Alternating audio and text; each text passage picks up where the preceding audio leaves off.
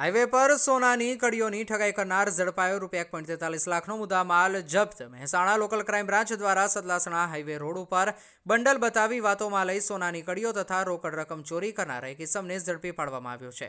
આરોપી પાસેથી કુલ 1,43,800નો મુદ્દામાલ કબજે કરવામાં આવ્યો છે। નાયબ પોલીસ મહાનિરીક્ષક વિરેન્દ્રસિંહ યાદવ તથા પોલીસ અધિક્ષક હિમાંશુ સોલંકીના માર્ગદર્શન હેઠળ એલસીબી મહેસાણા દ્વારા જિલ્લામાં લૂંટ, ચોરી અને ચેન સ્નેચિંગ જેવા ગુનાઓ અટકાવવા સતત પેટ્રોલિંગ અને વોચ રાખવામાં આવી રહી છે।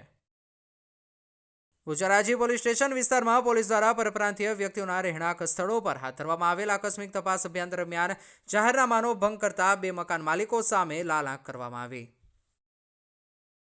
ઊંઝામાં ઉત્તરાયણ પર્વ બાદ જીવદયાનું ઉત્તમ કાર્ય કરવામાં આવ્યું છે। ઊંઝા ચોકડી ગ્રુપ દ્વારા 450 કિલો પતંગની દોરી એકઠી કરી અને તેનો નાશ કરવામાં આવ્યો હતો। આ કાર્ય માટે એક જીવદયા પ્રેમીએ પ્રતિ કિલો ₹200ના ભાવે કુલ 80,000 ચૂકવ્યા હતા।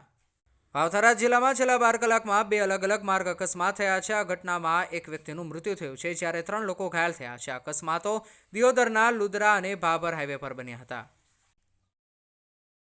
પાલનપુરના આબુ હાઈવે પર આવેલી તિરુપતિ રાજનગર સોસાયટીમાં એક રહેણાંક મકાનમાં આગ લાગી હતી। બિલ્ડર કિરીટ રાજગોરના મકાનમાં લાગેલી આગમાં ઇલેક્ટ્રિક સહિતનો મોટાભાગનો સરસામાન બળીને ખાખ થઈ ગયો હતો। સદનસીબે પરિવાર એક પ્રસંગમાં બહાર ગયો હોવાથી કોઈ જાનહાનિ થઈ ન હતી।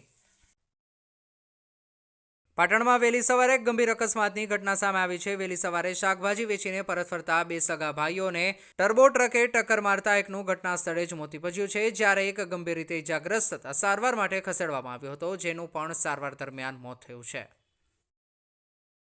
હેમચંદ્રાચાર્ય ઉત્તર ગુજરાત યુનિવર્સિટી પાટણ દ્વારા આજે કારોબારી સમિતિની બેઠક યોજાઈ હતી। કુલપતિ ડોક્ટર કે.સી. પોરિયાના અધ્યક્ષ સ્થાને મળેલી આ બેઠકમાં 20 જેટલા કામોની ચર્ચા કરવામાં આવી હતી જેમાં મોટાભાગના કામોને મંજૂરી આપવામાં આવી હતી। ભાવનગર શહેર સહિત સમગ્ર ગુજરાતમાં ચર્ચાસ્પદ બનેલા બગદાણાના કોળી યુવાન નવનીત બાલદિયા પર થયેલ હુમલા કેસની તપાસ માટે રચાયેલ સ્પેશિયલ ઇન્વેસ્ટિગેશન ટીમ સમક્ષ આજે મહિલા પીઆઈ ડીવી ડાંગર અને પીઆઈ કે.એસ. પટેલ જવાબ લખાવવા હાજર થયા છે। એસઆઈટી દ્વારા ડીવી ડાંગર અને અન્ય પીઆઈ કે.એસ. પટેલને 4 દિવસ પહેલા હાજર થવા આદેશ કર્યો। જૂનાગઢ જિલ્લાના માળિયાહાટીના ગડુ ખાતે 16 જાન્યુઆરીની રાત્રે આયોજિત ખેડૂત સન્માન સભામાં અચાનક માહોલ ગરમાયો હતો। આ સભામાં આમ આદમી પાર્ટીના નેતા અને વિસાવદરના ધારાસભ્ય ગોપાલ ઇટાલિયા સંબોધન કરી રહ્યા હતા ત્યારે એક અજાણ્યા શખ્સ દ્વારા તેમના પર જૂતું ફેંકવાનો પ્રયાસ કરાયો હતો। દેશ અને દુનિયાના સમાચાર જોવા માટે અમારી ચેનલ MG લાઈવ ન્યૂઝને સબસ્ક્રાઇબ કરો અને બેલ આઇકોન પર ક્લિક કરો જેથી રોજે રોજની અપડેટ આપને મળતી રહે। સાથે જ અમારું ફેસબુક અને ઇન્સ્ટાગ્રામ પેજને પણ ફોલો કરો।